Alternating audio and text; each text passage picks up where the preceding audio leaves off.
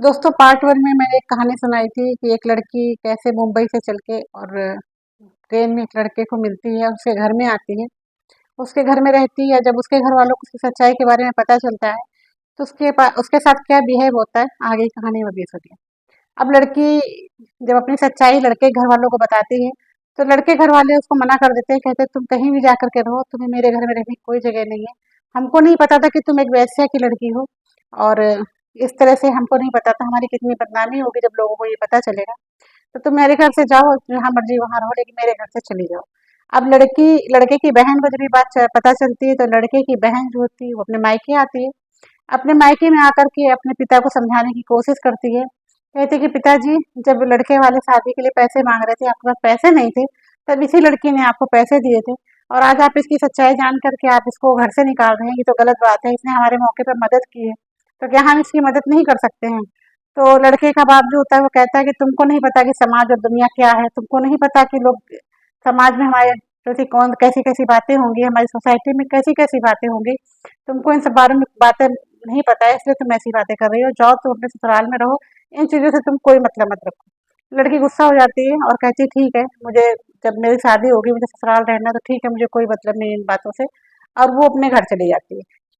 इसके बाद क्या होता है कि लड़की अपना बैग उठाती है और लड़की वहाँ से चली जाती है। जब लड़की वहाँ से चली जाती है तो अब वो जाए कहाँ? उसके साथ ये समस्या होती है कि वो जाए कहाँ, क्योंकि वो तो अनजान थी, वो तो वहाँ से भागी थी, क्योंकि उसी दिन उसका सौदा हो चुका था, उसकी पढ़ाई पूरी हो चुकी थी।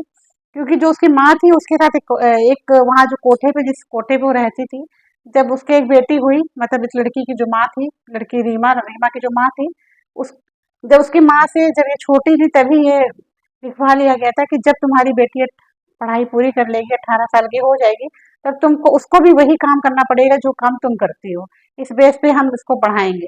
इसलिए उसकी पढ़ाई बहुत अच्छी होती है। अब वो 18 साल की हो चुकी होती है, तो अब उसका सौदा हो चुका होता है। उसके पहली बार उसको किसी के साथ भेजा जाना था, तब उसको पता चलता है। तो उसकी माँ जो होती है, वो उसकी रीमा की माँ कहती है कि बेटी रीमा अपनी माँ से कहती है कि माँ, क्या तुमने मुझे इसी दिन के लिए पैदा किया था कि तुम जो काम जो जिस नरक में तुम हो उसी नरक में मैं भी रहूं, जो काम तुम कर रही हो वही काम मैं भी करूं। कल को मेरे बच्चे भी हों तो मैं इसी तरह से, जैसे मैं झेलती हूँ कि मैं एक वेश्या की लड़की हूँ, मेरे बच्चे भी वही वही चीज कहें कि मैं भी एक वेश्या की बेटी हूँ। तो उसकी माँ को बहुत तकलीफ होती है। उसकी माँ कहती है कि नहीं बेटा, मैं कभी नहीं चाहती हूँ कि तुम्हारे साथ ऐसा कुछ हो जो मैं झेल रही हूँ। मेरे पास ये कुछ पैसे हैं, करीब 3-4 लाख रुपए उसके माँ के पास होते हैं, जो एक एक पैसा जोड़ के इकट्ठा की होती है। वो पैसे अपनी बेटी को देती है और कहती है तुम यहाँ से भाग जाओ, यहाँ से कहीं दूर चली जाओ, ताकि इन लोगों की पकड़ में ना हो। तो वो भाग करके वही लखनऊ आती है। अब उसके सामने समस्या है ये होती है कि वो जाए कहाँ। वो जाती है, फिर एक सस्ता सा लॉज ढूंढती है, उस लॉज में रहती है। उसके पास पैसे भी खत्म हो चुके होते हैं, क्योंकि करीब उसका वहां से आए हुए 1 महीना हो चुका होता है। और वो जिस घर में रहती थी उस घर में भी वो खर्चा करती थी, और उसके पिताजी को भी इसने 1 लाख रुपए दिया था। उसके पास पैसे ज्यादा थे नहीं, फिर भी वो क्या करे, वो चली आती है और एक सस्ता सा कोई रूम ले करके और उसमें रहती है। अब धीरे धीरे करके उसके पैसे खत्म होने लगते हैं। उसके पास समस्या ये थी कि पैसे नहीं थे, वो अपना जीवन यापन कैसे करे।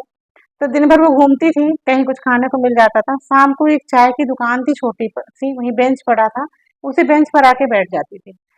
कई दिनों आकर वहां बैठती थी और फिर चली जाती थी, रात में वहीं कहीं सो जाती थी। तो जो दुकान चाय की दुकान वाला जो मालिक था, तो वो कहता है कि क्या बात है, तुम्हें कोई परेशानी है क्या, जो तुम यहाँ रोज बैठी रहती हो? तो वो उसे झूठ बोल जाती है, कहती है कि अंकल जी, मेरा दुनिया में कोई नहीं है, मैं बिल्कुल अनाथ हूँ, और मैं अब कैसे खाऊं पीऊं मुझे समझ में नहीं आता है।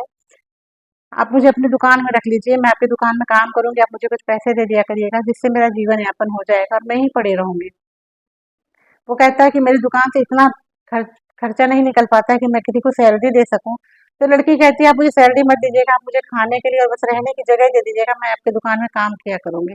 बहुत कहने के बाद वो जो होता है वो मान जाता है। तो लड़की उसकी दुकान में काम करने लगती है और रात में उसी गुमटी टाइप की होती है, उसी गुमटी में रात में सो जाती है। ऐसे करते करते उसकी दुकान में भीड़ बहुत लगने लगती है, क्योंकि आप जैसा दोस्त जानते हैं, आप सब फ्रेंड्स की जहाँ पे लेडीज होती है वहाँ पे भीड़ ज्यादा ही लगती है। और रीमा जो होती है वैसे ही बहुत सुंदर होती है, तो भीड़ लगना शुरू होती है, उसकी दुकानदारी बढ़ने लगती है उस आदमी की। तो उसको भी लगता है, अच्छा लगता है कि जब से ये लड़की हमारी दुकान में काम कर रही है, इसकी दुकानदारी बढ़ने लगी है। ऐसे ही करते करते करीब महीने भर का टाइम बीत जाता है। उसी दुकान में एक बैंक में काम करने वाला लड़का होता है, जिसका नाम होता है अमन। अमन आता है और वहां पे डेली आता था और चाय पीता। जब ये लड़की नहीं थी उसके पहले भी वो आता था। जब वो आता है तो उस लड़की को बराबर देखता है कि वो लड़की काम करती है। बस जैसे हम लोग किसी दुकान में जाते हैं, डेली जाते हैं, तो नज़र पड़ ही जाती है कि इस दुकान में कौन-कौन क्या-क्या काम करता है। वो डेली आता था, चाय पी के चला जाता था, कोई बात उससे नहीं होती थी। अब वो जो लड़की होती है रीमा, उस दुकान चाय की दुकान वाले मालिक से कहती है कि अंकल जी मेरी कहीं नौकरी लगवा दो, अब मैं ये काम कब तक करूंगी आखिर। लेकिन अब वो जो चाय की दुकान वाला होता है उसको ये लगता है इसकी वजह से तो मेरी दुकान की इतनी बिक्री हो रही है, अगर ये चली जाएगी तो फिर मैं वहीं आ जाऊंगा, 10-5 हज़ार रुपये कमाऊंगा महीने की, इसकी वजह से 20-20 हज़ार रुपये महीने, 25 हज़ार रुपये महीने मेरी दुकान से आ रहा है। तो वो लालच में आके उसको कुछ नहीं बताता है। अब इधर क्या होता है कि जब वो कोठे से भागी हुई होती है, 1 महीने का टाइम बीत जाता है, उसके लिए ग्राहक तय होता है, तो वहाँ जो कोठे की मालकिन होती है वो अपने आदमी लगाती है और फोटो सबको देती है कि ये लड़की पूरे इंडिया में जहाँ भी मिले इसको पकड़ के ले आओ। अब आपको पता है दोस्तों, इस तरह का जो काम करते हैं उनके लिंक बहुत बड़े बड़े होते हैं और हर शहर में उनके लिंक होते हैं। इसी तरह से उसी से जुड़ा हुआ एक व्यक्ति उसी चाय की दुकान में आता है, जिस चाय की दुकान में वो काम कर रही होती है रीमा, उसी चाय की दुकान में आता है और उसकी नज़र जैसे ही रीमा पे पड़ती है और फोटो लिए होता है अपने पास वो, तो उस फोटो में देख करके वो जान जाता है कि वही लड़की है जिसके लिए हम लोग को काम पे लगाया गया। अब वो सब कांटेक्ट करता है, सबको बताने की कोशिश करता है कि वो लड़की मिल गई है, लेकिन वहाँ वो कुछ नहीं कहता है। 2-4 दिन वो आता जाता रहता है, जानने की कोशिश करता है कि ये वही लड़की है। जब उसको बिल्कुल कन्फर्म हो जाता है कि वही लड़की है, तो उस जगह चाय के दुकान वाले मालिक से कहता है कि ये लड़की तुम्हें कहाँ मिली? तो उसने कहा कि ये मुझे कहीं नहीं मिली, खुद ही आई थी कि मुझे कहीं काम पे लगा लो। तो वो कहता है इस लड़की के मैं तुम्हें पैसे दूंगा, ये उसको सारी बात बताता है कि ये कोठे से भागी हुई है और हम लोग को इसको पकड़ने के लिए कहा गया है। तो जो चाय की दुकान वाला कहता है मुझे 5 लाख रुपए चाहिए इस लड़की के। तो कहता 5 लाख तो नहीं है, 1 लाख रुपए है मेरे पास, वो मैं तुम्हें दे दूंगा। तो वो लड़की जो आदमी होता है, चाय की दुकान वाला जो आदमी होता है, उसको वो आदमी 5 लाख रुपए, सॉरी 1 लाख रुपए दे देता है। और वो आदमी जो होता है वो रीमा से कहता है कि बेटा मैंने तुम्हारी नौकरी की बात इनसे की हुई है, तुम जाओ और इनके साथ ये तुम्हारी अच्छी सी जॉब लगवा देंगे। अब वो जो रीमा होती है वो बहुत खुश होती है कि मेरी कहीं नौकरी लग जाएगी। वो उसके साथ चल देती है उस आदमी के साथ। लेकिन नौकरी कहाँ, उसको आधे रास्ते जब वो जाती है तो उसको ये पता चलता है कि ये लोग उसी के आदमी हैं और उसको पकड़ के ले जा रहे हैं फिर उसी जगह जहाँ से वो भाग कर के आई थी। अब दूसरा दिन होता है, वो जो बैंक में जो काम करता होता है अब लड़का अमन, वो चाय की दुकान पर आता है तो वो पूछता है उनसे कि अंकल जी आज वो लड़की नहीं दिख रही है, वो जो लड़की यहाँ काम करती थी आपकी दुकान में वो लड़की मुझे नहीं दिख रही है। तो वो कुछ बता नहीं पाता, सटीक जवाब नहीं दे पाता है। तो उसके समझ में आता है कि शायद उस लड़की के साथ या तो इसने बुरा किया है कुछ, या उसके साथ कुछ बुरा हुआ है जो ये छुपा रहा है। जब वो थोड़ा सा दबाव देता है तो वो बता देता है कि उस लड़की को मैंने नौकरी लगवा दी है और उनको लेके चले गए हैं, उसकी कहीं नौकरी लग गई है। लेकिन अमन को लगता है कि नहीं यहाँ कुछ तो गड़बड़ है और ये सही नहीं बोल रहा है।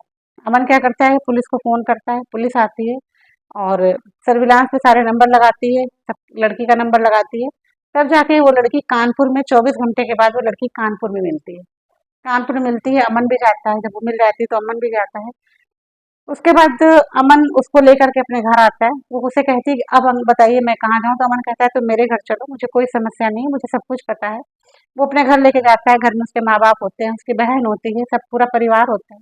वो पूरे परिवार को उसकी कहानी बताता है, सब लोग को कोई ऐतराज नहीं होता, वो उसको अपने घर में रख लेता है। उसके बाद अमन, उसकी एक छोटी सी कंपनी होती है, उसी कंपनी में वो इसको लोग नौकरी पे रख लेता है। अब ये भी बहुत खुश होती है और वो अमन भी बहुत खुश होता है। आगे चल करके क्या होता है कि ये धीरे-धीरे प्रोग्रेस करती है क्योंकि पढ़ी लिखी होती है, सुंदर भी होती है, दिमाग की भी अच्छी होती है, तो बहुत जल्दी-जल्दी काम को सीखती जाती है और काम करते-करते अच्छी सैलरी पाने लगती है और उसके घर में रहने भी लगती है। इधर जो लड़का होता है जिसके साथ वो ट्रेन में मिली थी, इधर उसकी हालत बहुत खराब होती है क्योंकि इन सब चीज़ों के बीच में उसकी बेटी से उसकी कहा-सुनी हो जाती है और उसको कुछ बीमारी हो जाती है। उस बीमारी के कारण उस लड़के के पिता की डेथ हो जाती है। अब उस लड़के के पिता की जब डेथ हो जाती है तो उसके घर में कोई कमाने वाला नहीं होता है, सारा भार उस लड़के के ऊपर आ जाता है। लड़का कहीं नौकरी की तलाश करता है तो लड़के को कहीं नौकरी नहीं मिलती है।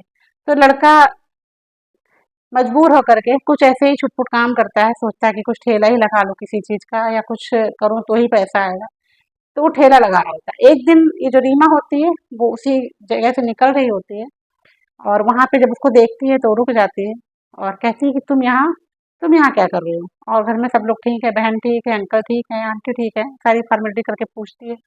तो वो बताता है कि पापा की तो डेथ हो गई बीमारी से, हम लोग पास इलाज के पैसे नहीं थे इसलिए हम लोग उनको बचा नहीं सके। बाकी सब ठीक है, मुझे नौकरी कहीं मिली नहीं, मैंने बहुत ट्राई किया, तो मुझे लगा ठेला ही लगा लें जिससे कि कुछ पैसे आएँगे, घर का जीवन यापन होगा। तो वो लड़की कहती है कि चलो मैं तुम्हें तुम्हारी नौकरी लगवा सकती हूँ क्योंकि तुम्हें पढ़े लिखे हो, ये काम तुमको शोभा नहीं देता है। वो अपने वही अमन के पास ले जाती है और उसी कंपनी में उसको जॉब दिला देती है। जब उस कंपनी में उसको जॉब दिला देती है तो भी अच्छा कमाने लगता है, ये तो अच्छी कमाती ही थी, पहले से ही कमाती थी। अब वो लड़का तो पहले ही इससे प्यार करता था, रीमा से पहले ही प्यार करता था। लड़के का नाम था अंकित। अंकित तो पहले ही रीमा से प्यार करता था। अब वो और इधर अमन भी रीमा से प्यार करने लगा। अब धीरे-धीरे क्या होता है कि एक दिन अमन कहता है रीमा से कि रीमा क्या तुम मुझसे शादी करोगी? क्योंकि मेरे फैमिली वाले तुम्हारे बारे में सब सच्चाई जानते हैं, तुम एक अच्छी लड़की हो और हमारे घर में 2 साल से रह रही हो, तो क्या तुम मुझसे शादी करोगी? लेकिन रीमा तो शुरू से ही अंकित उसको अच्छा लगता था, अंकित से ही वो प्यार करती थी। वो पहले तो हाँ कर देती है, फिर कहती है मुझे कुछ सोचने का टाइम चाहिए। इधर अंकित और रीमा एक साथ कंपनी में काम कर रहे होते हैं, इनकी नजदीकियां और बढ़ जाती हैं। अंकित उसको फिर से एक बार प्रपोज करता है कि रीमा क्या तुम मुझसे शादी करोगे? अब चूंकि रीमा उससे पहली बार ट्रेन में मिली थी, तब से ही उसको अंकित से प्यार था, तो वो अंकित को मना नहीं कर पाती है और अमन को सारी सच्चाई बता देती है। जब अमन को सारी सच्चाई पता चलती है, तो अमन खुशी खुशी अंकित से रीमा की शादी कराने के लिए तैयार हो जाता है। अपने घर वालों से, अपने माँ बाप से कहता है कि आप लोग रीमा के माँ बाप बन करके रीमा का कन्यादान कीजिए, ये बहुत पुण्य का काम है। जबकि अमन भी रीमा से बहुत प्यार करता था, लेकिन उसने रीमा की खुशी के लिए अपने प्यार की कुर्बानी देना सही समझा। तो दोस्तों आपसे प्रश्न ये है कि क्या इस अमन ने सही किया? क्योंकि अमन ही उसको उस पोजीशन से निकाल करके और उसको वहां तक लेकर के आया। तो क्या रीमा ने अमन के साथ सही किया?